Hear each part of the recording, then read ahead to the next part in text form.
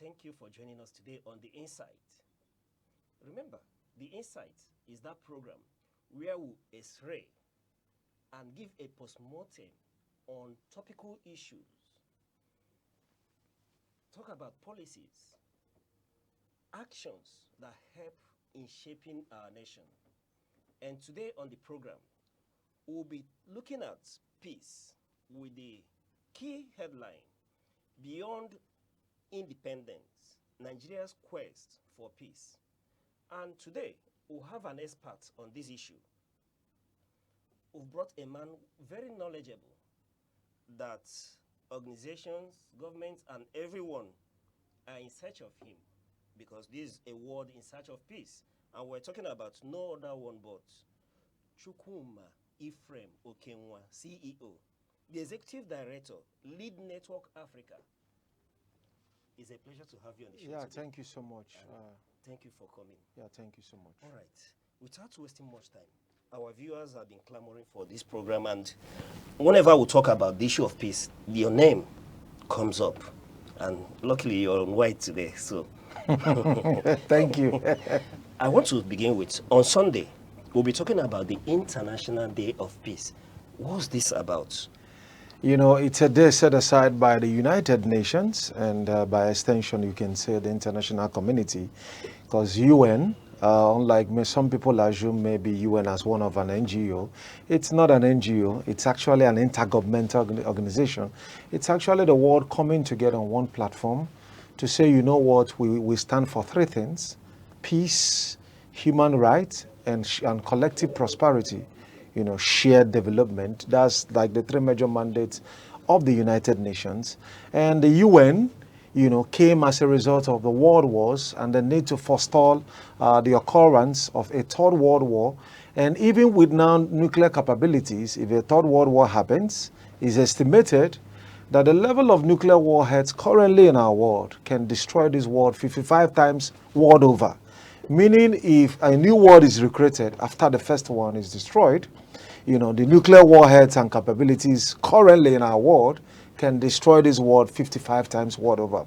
And so like it's a day set aside by the UN, you know, to esteem non-violent ways of achieving resolutions, you know, and people meeting their strategic interests rather than warring, because war results to war at the first instance when a conflict of interest is not properly managed. You know, Please, yes. Can you take that again? Yes, when conflicts of interest is not properly managed, because every one of us are all interest being, right? When you wake up in the morning, you want to go to work. Why do you want to go to work? Now, the employer has his interest. He wants to advance a business and at the end of the day make profit. The worker wants to make a living. He wants a take home that should take him home. And at the national level, you will now talk about what we call national interest. Now, over time, in the course of, you know, moving about our interest, it could conflict with other people's interest. And by so doing, it results to conflict. And when conflict is not properly managed, even at the home level, it could escalate, leading to full-blown warfare. We've also seen, like, sometimes leading to destructions of lives and properties. And rather than going through the violent means just to prove a point, which in most cases results in what we call in diplomacy, MAD, M-A-D, mutually assured destruction, right? You know, you can, you know, esteem and explore non-violent means, you know, to be able to like do what? Achieve that same strategic objectives of the parties that are involved. All right. Let me digress a bit. That now that you took us to that place, given the proliferation of arms in the world, don't you think that the world need more nuclear capabilities than going the route of peace? Well, what I could tell you in terms of nuclear capabilities is that it's more of on the principle of deterrence, right? Or depende. So you just want to show us that we've got what we've got. No try, right? Yeah. But the process of having nuclear weapon is not really to, you know, to utilize that, because after, you know, the one that the U.S., you know, showed after the Manhattan Project during the Second World War, the war saw the nuclear capabilities, you know, in Hiroshima and Nagasaki. That's the first and the last time that a nuclear weapon has ever been used, you know, several years ago, and nobody is trying to like explore that option. Because when you do that, come on, you are talking about weapon of mass destruction. You're not talking about maybe like, all of the fightings that has been happening in Ukraine. You're just talking about maybe like just few hundreds and thousands, right? For a war that has lasted for years.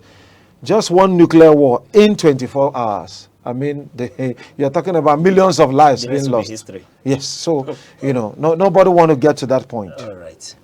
Let me come back home. Speaking to the concept of peace, can I call you CEO? Sure, you can. Why not?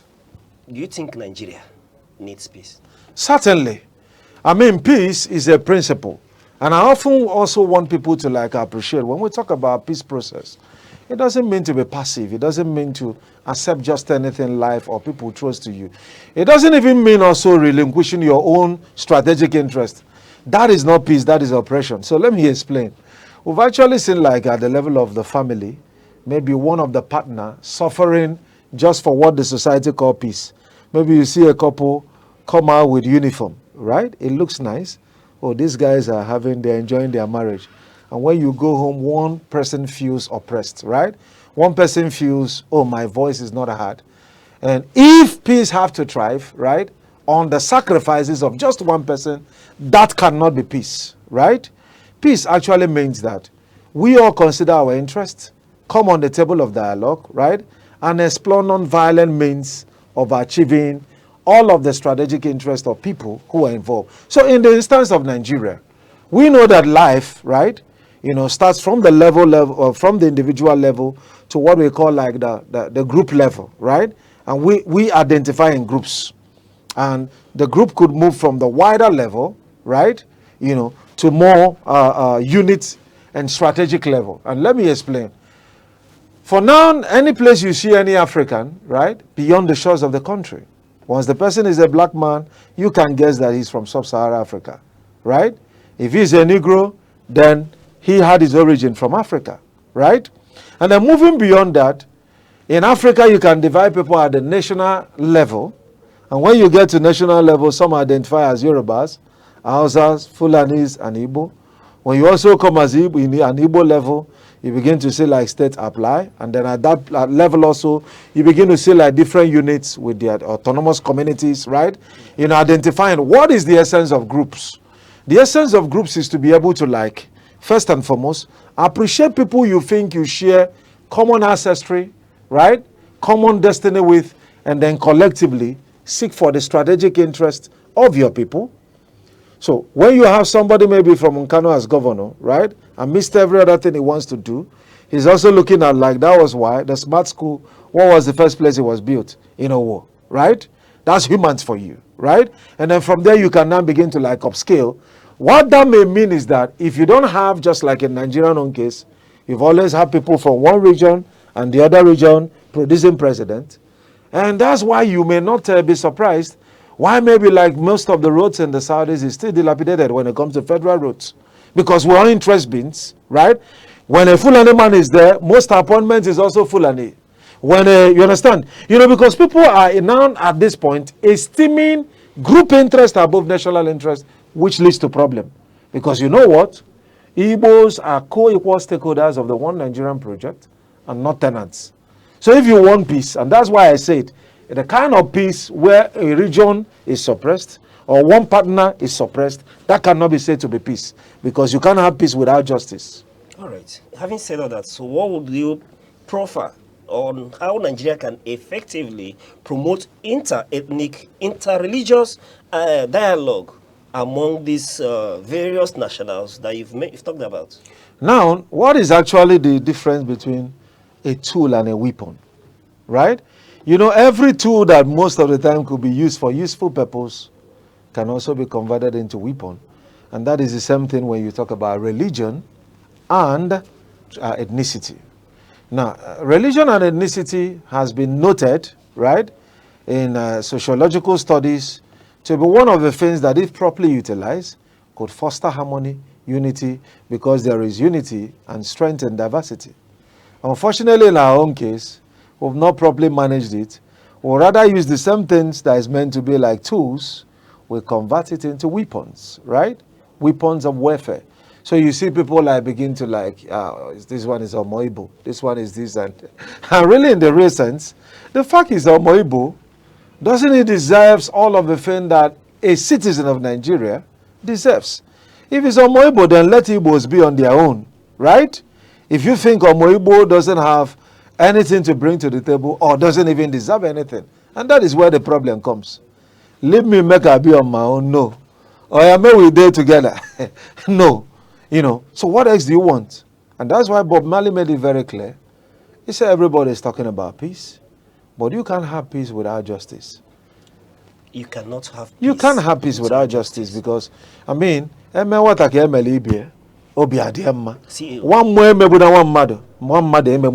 mean? And what that simply means is that, you know, what is good for the geese is good for the gander. So what is good for you, right, if we are partners, should also be considered for me. CEO. And when that is done, everybody's happy. CEO, Yes. from your postulation, it seems that you feel that the Nigerian government has not been just to the Igbo man. Certainly. And in this, we will tell it to Oyocha person clearly that there is clear case of marginalization, right? Clear case of marginalization against the Igbos is very clear, right? And I'm not trying to sound sensational. I mean, as an analyst and an objective one at that, right?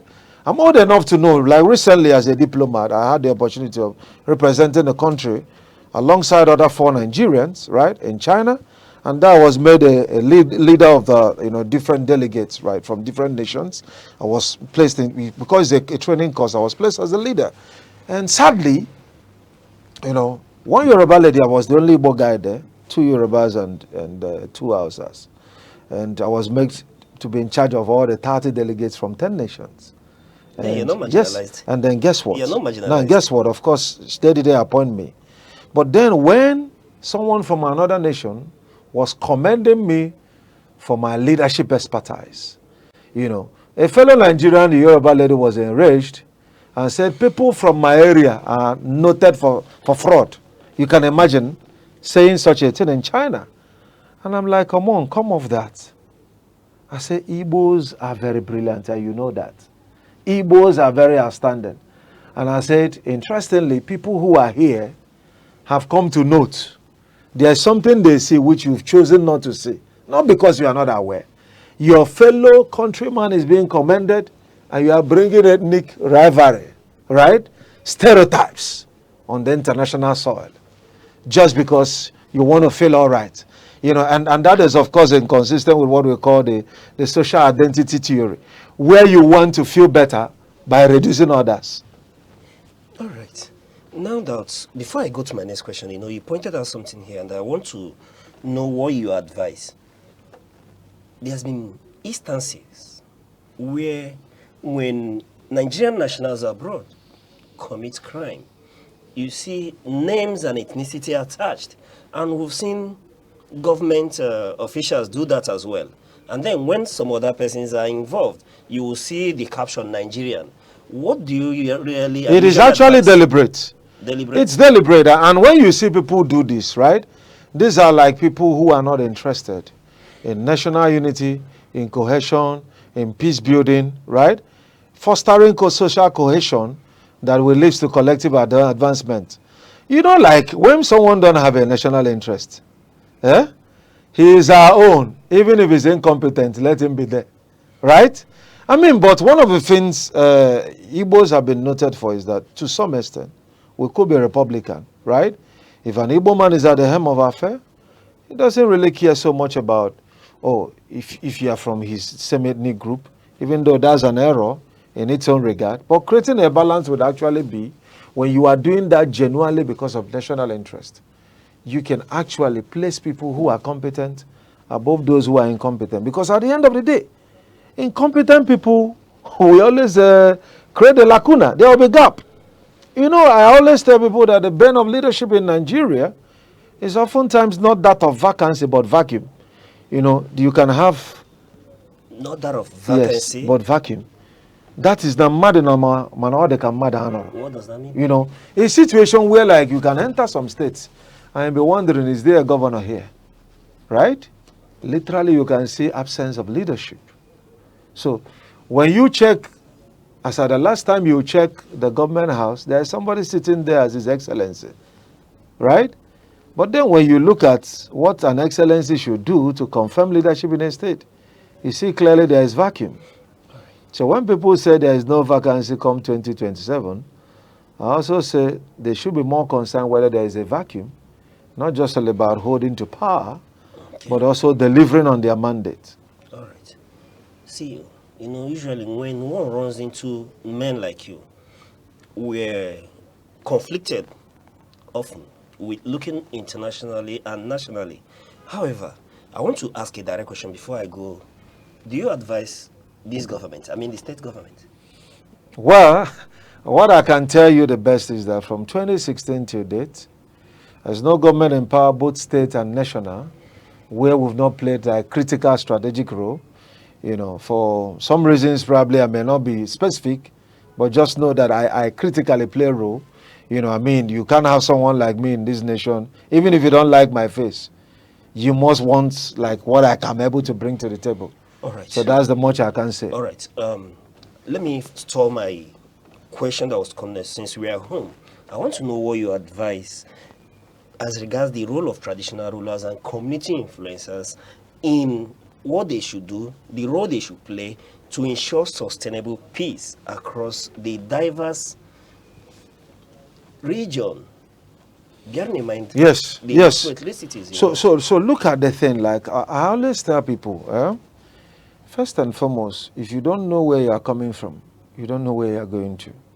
I just spoke about the social identity theory, where you want to make others feel less just because you want to feel better. And do you know who those that do that? No.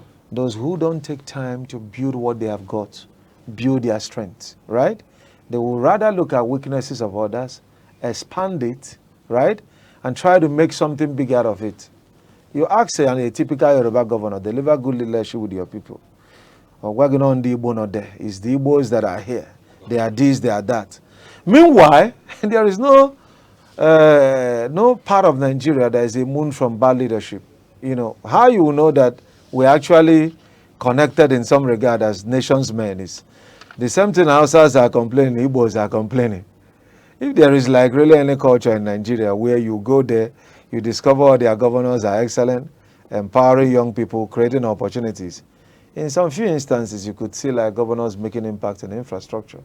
But of course, what would you expect? What would we have said is the justification for all of the public funds, right? You must do something. But we also want leadership that should have human face, make impact, empower young persons, address one of the major issues we have currently, which is the fact that an average young Nigerian is not proud to be a Nigerian. It's a fact. If you open up this nation today and say how many people want to travel, just any country you want, you will get a visa. My brother, I tell you, up to 80% might leave this country. Because many young persons now who are still here, it's probably because they don't have the means to live.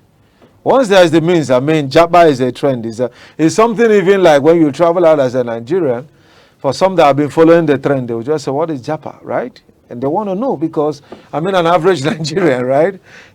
Have that, that mindset. In fact, even before people finish studying nursing and medicine, they're already planning whether to settle in Canada or maybe UK. But the way you have to stop that is not coming up with policy framework that is restrictive but inclusive, right? What is the challenge? Why are they living?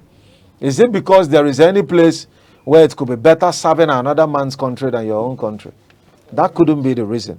The reason oftentimes is people naturally as humans will tilt towards where we feel we are appreciated more, right? And it's natural, right? It's natural to tilt more where you think you are appreciated more. Okay.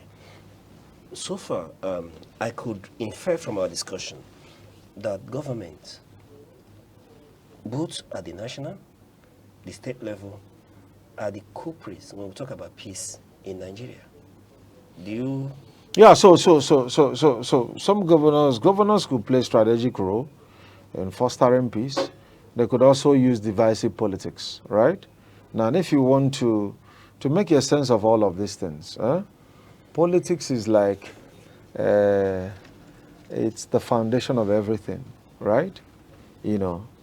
You know, because even when you talk about diplomacy, negotiation, it can all be frustrated through political might. A case study of Ukraine and Russia, right? You know, where there has been some attempts at peace deal. If you're a diplomat and once the politician in charge of your country calls you and say, you know what, don't strike that deal. You know what, withdraw at this point. All you just have to say is, yes, sir. Even if you're a professor of diplomacy and have esteemed that the pact that was reached, right, or would be reached, would be a win-win, you know, for the warring nations, right? Yeah. So if governors could begin to, more and more, or rather, because it's not going to be an automatic process, if people over time could begin to, have you ever realized that sometimes leaders, whoever, either at the national level like Mugabe, whoever ended up accusing the white people they are this, they are a problem, you give them leadership, became, you know, some of the greatest failure. Pan-African, they just talk about we are Pan-African, we love African people. Look at M7, Museveni, right? Yes. He keeps talking about African, challenge white people. Or I do what the white people have done to their countrymen. Eh? I remember in Nairobi, like meeting somebody from Gambia. When you look at their money, someone can carry 50,000. Is it what do they shillings? What's the name of that country? Ugandan shilling, right? Yes. Like in the, and I say your money is nothing compared to the naira, right? I mean, this is what the impact of poor leadership. Meanwhile, when they are talking about against, you know, the white people, the West, you might think they are actually interested in their people. So I would tell citizens, don't be diversionary when people want to point as the problem as the others. Meanwhile, when it comes to looking within and, you know, fixing some of those basic things, right, they wouldn't do that. They would rather want to move you, you know, to turn against those who meritoriously making ends for themselves, right? You know, like we see recently what began to happen in Lagos.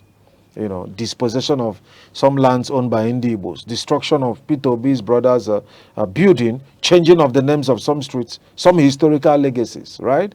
You know, just because you are Mr. Governor, right? I mean, Yes. that shouldn't be in a multicultural and multi-ethnic nation like Nigeria. Yeah. That is sad to think of the least. But guess what? In politics, right? You know, normally in poetry and in literature, we say wishes were horses, beggars would ride, right? Yes. In politics, wishes are actually possibilities. Because if it is in poetry, we could say if wishes were horses, maybe you could look at a building you don't like and wish this building could just fall, right? A politician, a governor don't need to wish your building will fall. It will just send bulldoze and rake it down, right? You know, that is action. That's what power can do. That's what politics can do. And so when you have guys that wield such power, who say, I don't want peace, right? They can't do anything, right? You know, to frustrate even possibility of a peaceful process. And I mean, at the end of the day, nobody gets anywhere, right? Damages are, when you take a case study like, Nigeria has gone through the civil war. When people don't sit back first on the round table of dialogue, or when they even dialogue, they don't respect it, the pact, there's a problem, right? Constitution is what bounds a multicultural nation. If there is the constitution, follow it. If there is Federal Character Commission, let's all respect it, right? And not a situation where, like, visibly, we see like a particular region, not being fairly treated, right? All right. There should be inclusion. All right. Speaking to you, I'm conflicted between being Nigerian or looking at the Pan-Africanism or going into world issues. However, let me stick to Nigeria. In your opinion, what are the strategies that you usually would proffer or you want the nation to consider when it talks about promoting peace in Nigeria? Bearing in mind what the issue you've mentioned about Lagos. Can you tell us specific? Yes. So what I would say in terms of that, we actually need leaders who will understand that you don't rise by, pulling others down, right? So to some people. I mean, somebody told me a funny story the other day, right? I mean, two brothers struggling, and at a point, one decided to make a move that made impact in his life, and he started making it.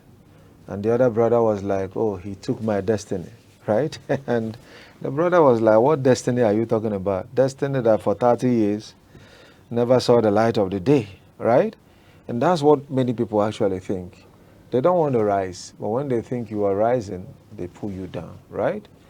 What stops those governors if you love your people, if you are Yoruba enough or Hausa enough? Eh?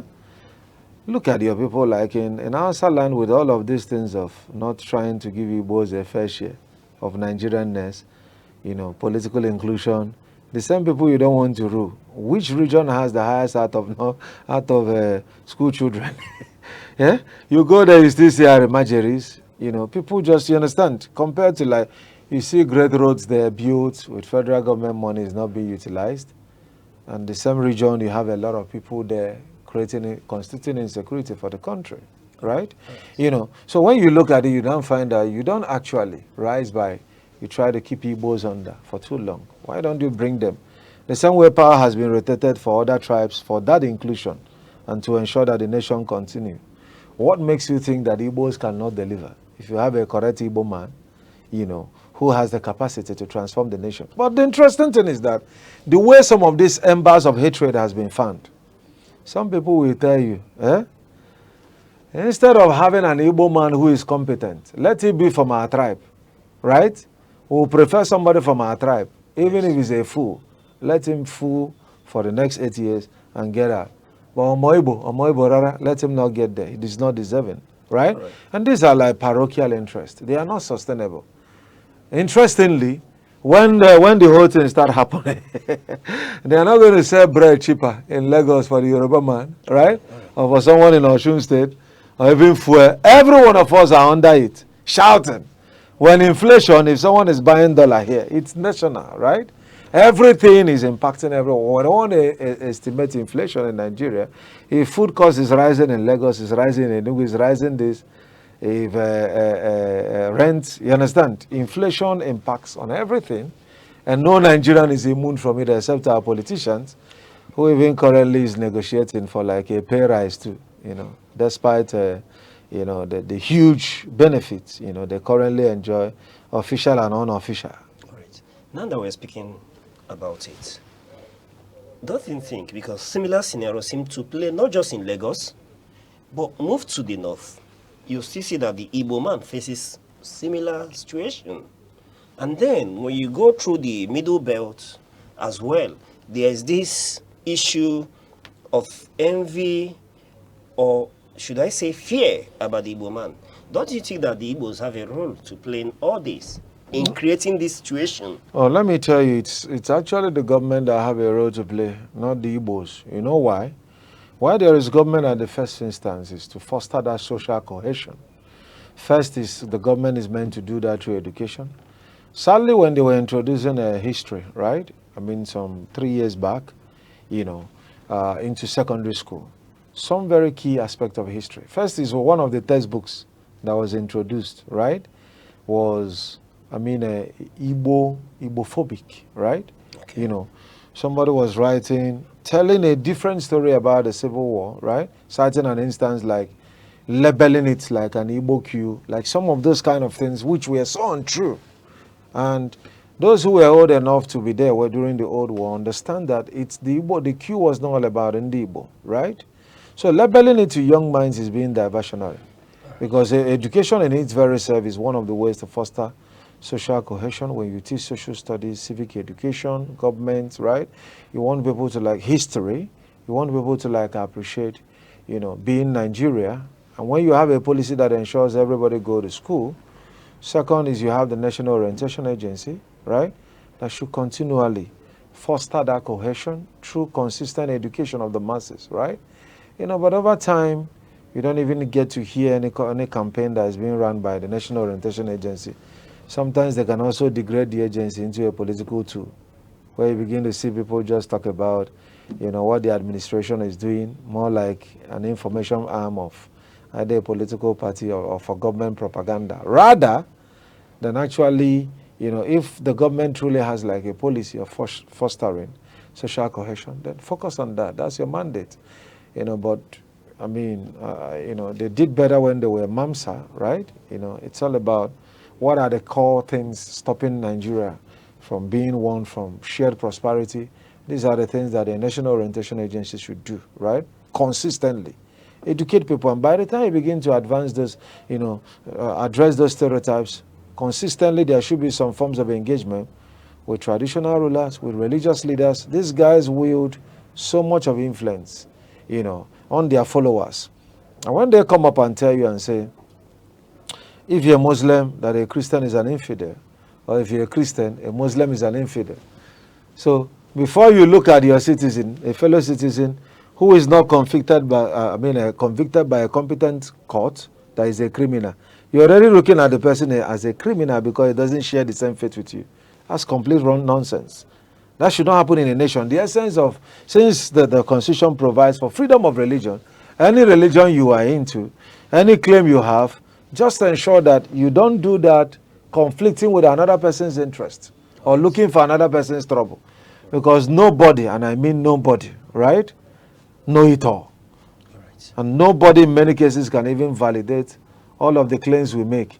Either ancestrally, when somebody wakes up from the left side of the moon and say, Henry came from heaven, or Dudua, voice of God. This one, just different kind of stories. And, you know, and that is why there is room for variety. There's no consistent theory, one theory maybe on origin of man, right? People believe different things. Some believe in story of creation, evolution, myths and legend. It's all there. Whatever thing you believe in your own time, you leave the space when the time comes. Others continue and believe in whatever thing they believe in, right? And life goes on. All right. On that note, we'll go on a short break. And when we return, we'll continue to listen to the words of wisdom and intelligence emanating from the CEO himself, Chukwuma Ephraim. Hello, I'm Debra Wakoba. I am Chidimike Mede. I am Uche Osai. I'm Chiwendo Ifeonwankwe. My name is Obobina Samson. Please keep watching Aneke TV, or you can visit us on our socials like Instagram, Facebook, X, TikTok, or YouTube, all at Aneke TV. This is Aneke TV. We move with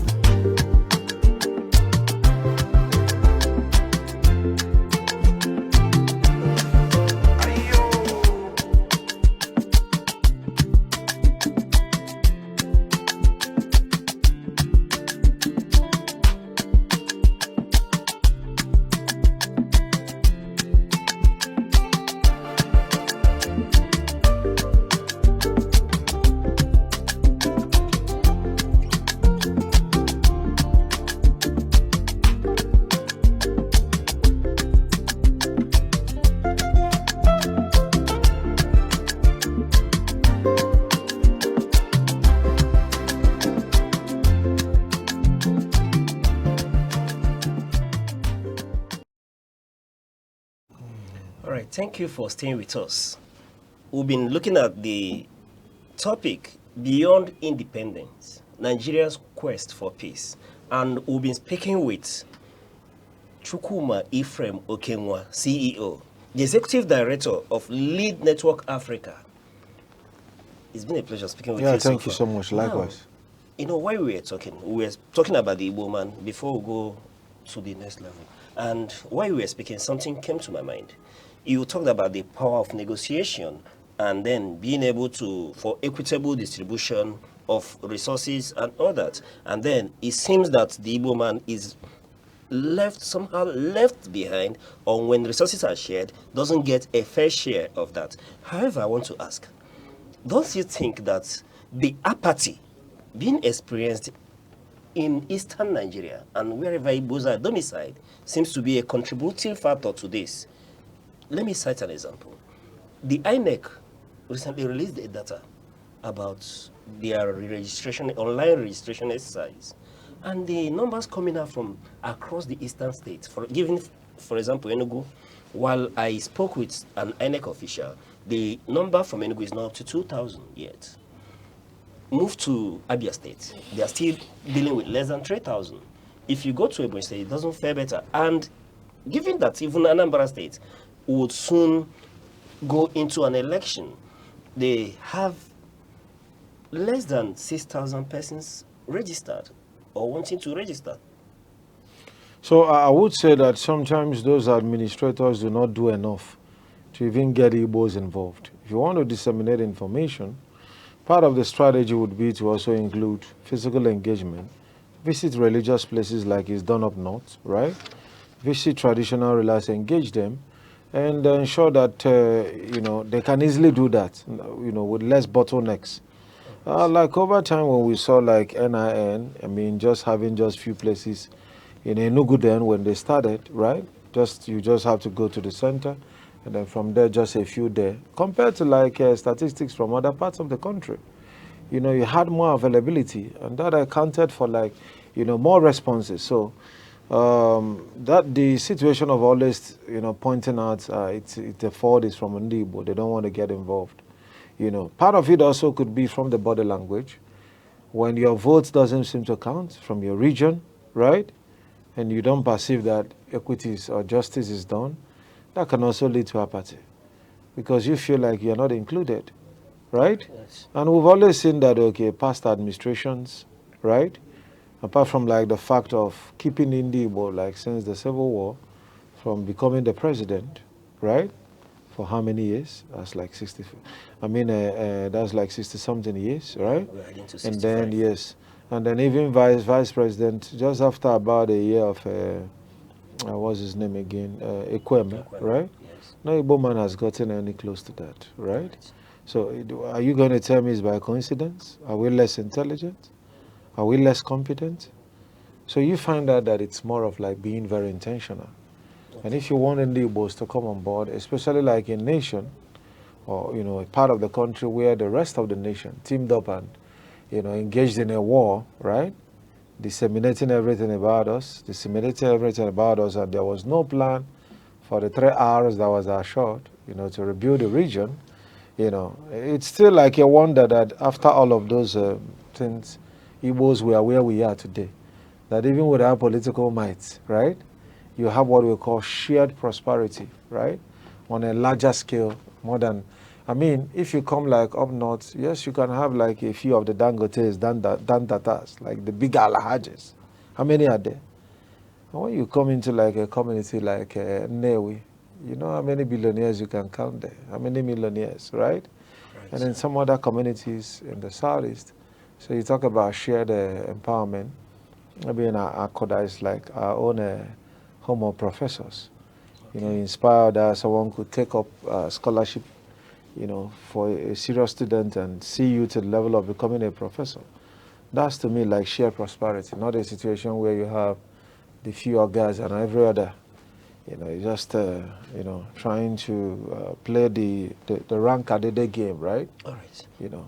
Before I start looking at Chukuma Ephraim Okenwa, CEO, as a peace ambassador, as a strategist when it comes to peace issues, let us look at the ravaging situation in the Middle Belt, given, for example, the herders, farmers' crisis, and all that. What solution would you be proffering to Nigeria to see that this issue is not just seen to be solved, but solved? I mean, it's not rocket science. And let me say something. In peace studies, as part of the postgraduates I have, in diplomacy from the United Nations Institute of Training and Research. And one of the very popular examples we are giving is just imagine that we have an egg, boiled egg. And your interest in that egg is the albumen, the white part. And my interest is the yolk, right? And then we come and you want the egg, and your intent is that once you get the egg, you take the albumen, right, and throw away the egg yolk. Same also with me, but it's unknown to us, and we are fighting over it. Right. Now, there are two possibilities. A good Samaritan may look at that situation and don't want to escalate further into fightings. The first one might assume that he already knows what the challenge is. Let's share this egg into two equal parts. for these two people. And when we share it into two equal parts, you get your own part, throw away the egg yolk as reasonably expected, and me will throw away the albumin. Are we going to achieve a win-win or 100% satisfaction? The answer is no. It's at best going to be like 50-50. But if there is a second negotiator who comes up as a diplomat, understand what our variant strategic interests are, the person might discover that we've actually had conflict because we never took time to even understand what we want. All right. Now, the person understands that what you need is the egg yolk, the white part, which is the albumin, and what I need is the egg yolk. It's going to bring it out, give you all of the egg, the albumin, and give me the egg yolk. And everyone is 100% satisfied. Now bring it down to the header, farmer clash, right? You know, both of you are all farmers, right? So you have the pastoralist, you know, but as the person that makes the pasture. Like, I mean, you create you farm, right? And it's all to feed humans, right? This one is rearing animals, it's all to feed humans. But all of you, your strategic interest is to make profit from your labors. How come one wants to make profit at the detriment of another? Maybe if I have a rice farm, I mean, grasses are meant for the cows. You choose to leave the grasses that the cows will eat, right, and bring them to a rice farm. We see that it's not just in the Middle Belt, right? Yeah. I mean, the largest single rice farmer in Enugu is a very good friend of mine. I know the loss he has suffered severally, like straying, not even straying cow, open grazing, like particularly carry those cows into those places to eat on somebody's farm, right? That means you're already allowing your strategic interest to advance at the interest of another strategic interest. Such a person doesn't want peace. Doesn't want peace, clearly. Doesn't want peace. Now look at what we mean peace is. For those pastoralists to understand that if you still must do open grazing, then strictly let it be with grasses. Secondly, we are living in the 21st century, for crying out loud. There's the option of ranching, right? Which will mean even more healthy cows, right? That can produce milk and more meat. So why will somebody abandon that one? And his problem is, if those of you in Benue as farmers, say you don't want this, we can't leave this place for you. And then interestingly, there's a theory we call, the framing theory, right? Where you want to like a kind of paint a picture you want people to believe in, by stressing some parts of the news. In the news now, what's, some political actors want us to believe is happening in Benue is a farmer herders clash. Is it really a clash? When somebody is on his farm, another person will carry the cows, come on pressing him. That cannot be said to be a clash. It's typically like what I call someone using his reggae to spoil my blues. Imagine early in the morning, in the wee of the morning, I'm playing my Celine Dion, still the one I love, and another guy who was not in tune to play any music from the other room begins to play yaga yaga yaga yo, right? Using his reggae to spoil my blues. Okay. And that's not decent at all, right? So everyone will understand. And the moment we understand this, the concept of peace. And the concept of peace means that there can always be better ways of achieving our strategic interests. Like I did point out, human beings, we are all interest beings. When you wake up in the morning, what is driving you? Your interest. You want to talk about your food today. Even if you go to an occasion, wedding, say some people have not eaten. Once it gets to you, everybody ate in that wedding. But if you go and you're not giving food, you can go out and say, don't they know the number of guests? You can even claim that more than half did not eat. because you did not eat. Exactly. Now, to you, who is the celebrity? Any song you've had 2-3 times on the street is the reigning song. If you've not had it, if somebody tell you, do you know this song? You say, I've not had it. To you, the song doesn't exist. That's how human beings interpret life and interpret things. Once your interest is met, everything is fine. If your interest is not met, then you could have 3 options. It's either you are passive, which on itself is not peace. Because I tell people, peace is an active process. To be peaceful means you can engage in healthy ways to protect your interest. Which means, if I come to work in your house as a plumber, I should be able to tell you ahead of time what should be my take home for working. I fear workers that when you ask them, how much do I pay you? They say anything. And at the end of the day, when you now give them anything which you think is okay, they begin to quarrel, right? So there are certain things that help to foster peace. Which means there has to be things has to be clearly spelled out. You know, I tell people when partnerships are embarked on without even an MOU, you know, when conflicts which are inevitable comes up, then things is going to turn out apart the more. Because there isn't even like a reference point. And once there is a pact signed or agreement, both parties should respect. If one party doesn't respect, then that party that doesn't respect that pact is obviously the party that don't want peace. Okay. But interestingly, even at the level of home, you can see the erring partner, they want to first cry. They want to give impression that he is the victim. Whilst in the real sense, it is the so-called victim that is the oppressor. So when it actually comes to interpreting issues of peace, I often tell people, peace doesn't mean, okay, you see 2 brothers that are quarreling, or husband and wife, you say, okay, because you are the wife, accept everything. Now once you submit. That's not peace, that is oppression, right? Confront the oppressive partner and say, stop oppression, right? I could remember one day on one of the radio stations, I was speaking out boldly on the caste system in Nkanu, you know, where I come from, you know. And when I was speaking and I said, why will you, as a human being, look at a fellow human being?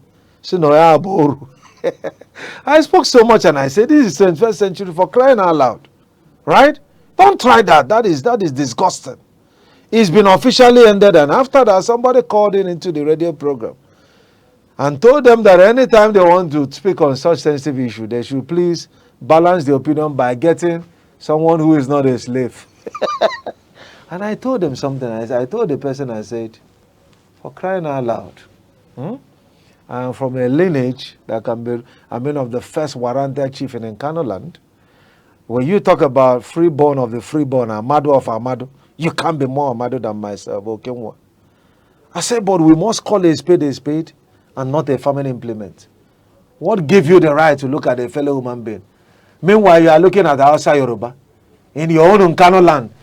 In the same village, you say your daughter cannot marry someone from another. We've spoken about things like this and wish our people. My dear, sometimes even Christianity doesn't get at that. Right? Yes. They say, even some people will cite Abraham.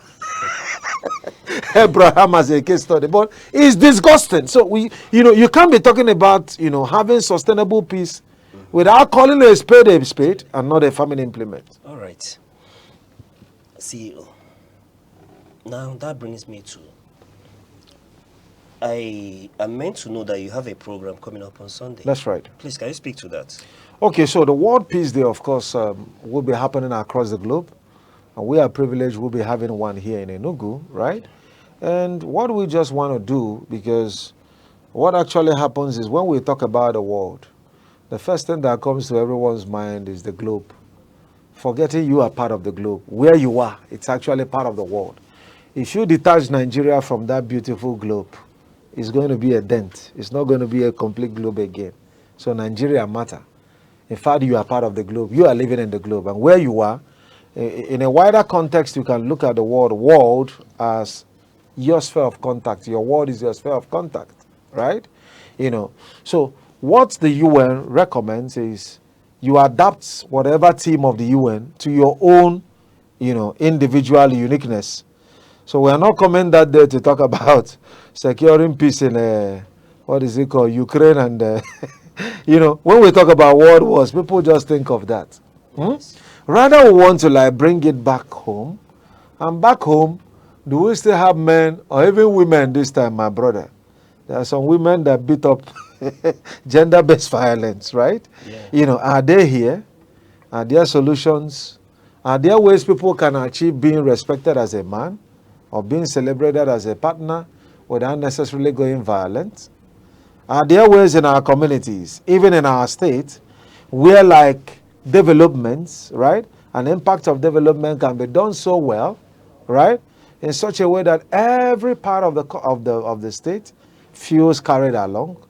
Are there ways in our own Nigeria that we can manage our, differences, right, and uniqueness in such an amazing way that every region feel carried along, fostering more social cohesion, fostering the need to esteem, competence, right, and meritocracy above mediocrity, and with that collectively, because when you have the right heads, right, occupying different positions, they will deliver excellence, right?